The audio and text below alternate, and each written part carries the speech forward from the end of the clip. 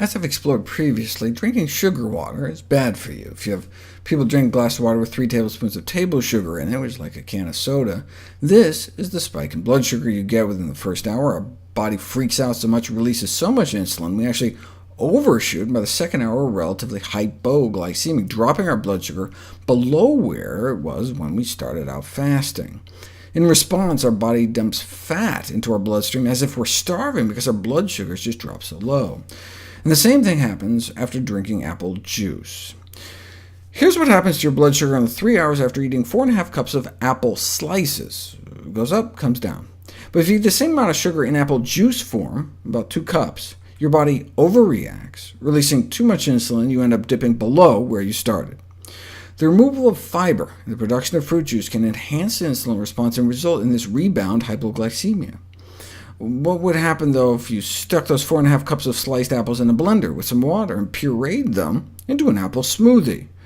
It would still have all its fiber, yet it still caused that hypoglycemic dip. The rebound fall in blood sugars, which occurred during the second and third hours after juice and puree, was in striking contrast to the practically steady level after apples. This finding not only indicates how important the presence of fiber is, but also perhaps whether or not the fiber is physically disrupted, like in the blender. Let's play devil's advocate, though. Eating 4.5 cups of apples took 17 minutes, but to drink 4.5 cups of apples in smoothie form only took about 6 minutes, and you can down 2 cups of juice in like 90 seconds. So maybe these dramatic differences have more to do with how fast the fruit entered into our system, rather than its physical form. If it's just the speed, we could instead sip a smoothie over 17 minutes. It would be the same, right? So they put it to the test. Fast juice was drinking in 90 seconds, but what if you instead sipped the juice over 17 minutes? Same problem. So it wasn't the speed, it was the lack of fiber. What if you disrupt that fiber with blending, but sip it as slowly as the whole apple eating?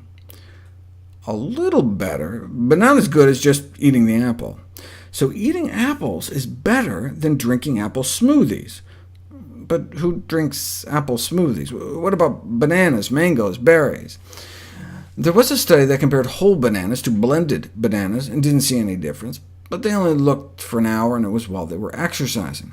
Bananas in general, though, may actually improve blood sugars over time. The same thing with mangoes, and this was with powdered mango. It can't get any more fiber disrupted than that. It may be due to a phytonutrient called mangiferin, which may slow sugar absorption through the intestinal wall. Berries help control blood sugar so well they can counter the effects of the sugar water, even when they're pureed in a blender. Adding blended berries in addition to the sugar water, and you don't get the hypoglycemic dip. You don't get that burst of fat in the blood. Drinking blended berries isn't just neutral, but improves blood sugar control. Again, thought to be due to special phytonutrients that can slow sugar uptake into the bloodstream. Indeed, 6 weeks of blueberry smoothie consumption may actually improve whole-body insulin sensitivity. So while apple smoothies may be questionable, a recipe like Mayo's basic green smoothie recipe, packed with berries and greens, would be expected to deliver the best of both worlds, maximum nutrient absorption without risking overly rapid sugar absorption.